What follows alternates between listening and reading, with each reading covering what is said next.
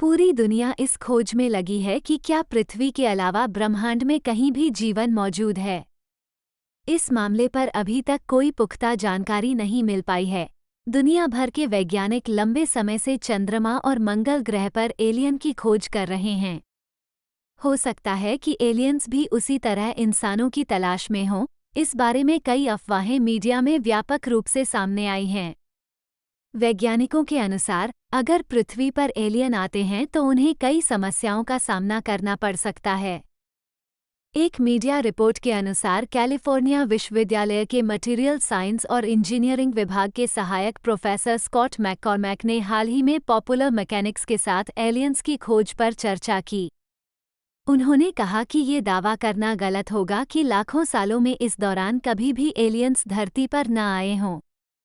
हो सकता है कभी न कभी आए हों, लेकिन उन्होंने एलियन के पृथ्वी पर आने में मूल रूप से दो समस्याएं बताई हैं। स्कॉट मैककॉर्मैक ने कहा कि वर्तमान खोजों के आधार पर प्रकाश से तेज गति किसी की नहीं है, जिसका अर्थ है कि पृथ्वी तक पहुंचने के लिए एलियंस को प्रकाश की गति से यात्रा करनी होगी। चूंकि वैज्ञानिकों ने अभी तक ऐसे पदार्थ की खोज नहीं की है जो प्रकाश की गति का सामना कर सके, इसलिए एलियंस के पास बेहतर विज्ञान और प्रौद्योगिकी होनी चाहिए।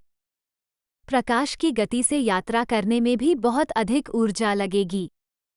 इसके अतिरिक्त इतनी ऊर्जा के लिए बेहतर विज्ञान की आवश्यकता होगी। ये कहना मुश्किल है, क्या एलियन इतने एडवांस हैं? साथ ही कैलिफोर्निया के वैज्ञानिक ने ये भी बताया कि दूसरे ग्रह पर आंख मूंद कर चले जाना ठीक नहीं होता है।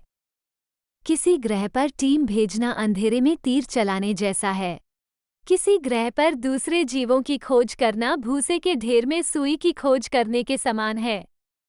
ये कहना मुश्किल है कि अगर एलियंस पृथ्वी पर आए तो क्या इंसानों से मिल पाएंगे।